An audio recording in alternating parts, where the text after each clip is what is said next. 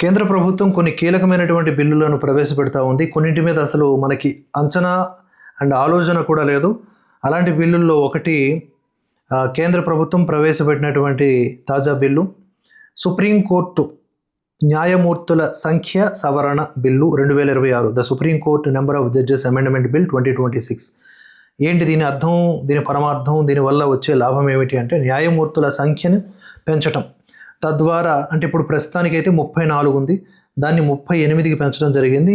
ఇలా ఒక పార్లమెంటుకు మాత్రమే ఈ జడ్జీల సంఖ్యను పెంచే అధికారం ఉంటుంది భారత రాజ్యాంగంలోని ఆర్టికల్ 124 క్లాజు 1 ప్రకారం. ప్రస్తుతం ప్రధాన న్యాయమూర్తి CJIతో కలిపి మొత్తం జడ్జీల సంఖ్య 34, 33 జడ్జీలు ప్లస్ ఒక CJI.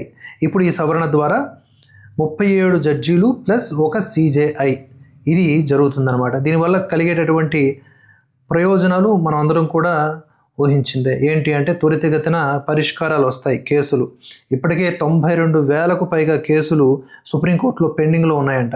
అవన్నీ కూడా విచారణ వేగవంతమయ్యే అవకాశం ఉంది.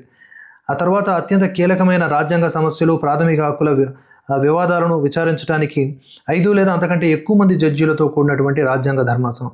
ఇప్పుడు మనం 5 మాత్రమే చూస్తాం. ఇకపై 5కు మించినటువంటి ధర్మాసనాలు కూడా ఏర్పాటు చేయాల్సి ఉంటుంది. జడ్జీల సంఖ్య పెరిగితే సాధారణ కేసుల విచారణకు ఆటంకం కలగకుండానే ఈ రాజ్యాంగ ధర్మాసనాలను సులభంగా ఏర్పాటు చేసుకోవచ్చు, వర్కింగ్ లోడ్ తగ్గించుకోవచ్చు.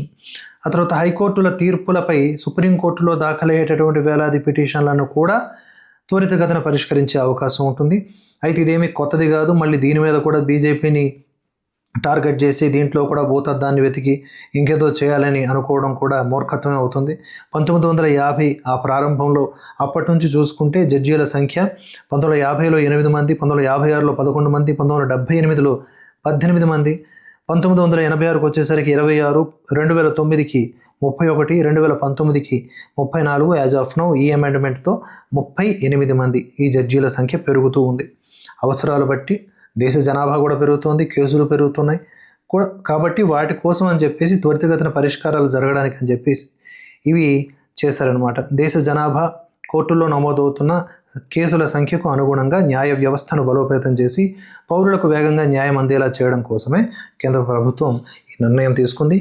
ఇంకా కొన్ని ఊహించని బిల్లులు, షాకింగ్ బిల్లులు కూడా ఉన్నాయంట. అవేంటో మనం చూద్దాం. అవి ఈ సెషన్లోనే పెట్టే అవకాశం ఉందట.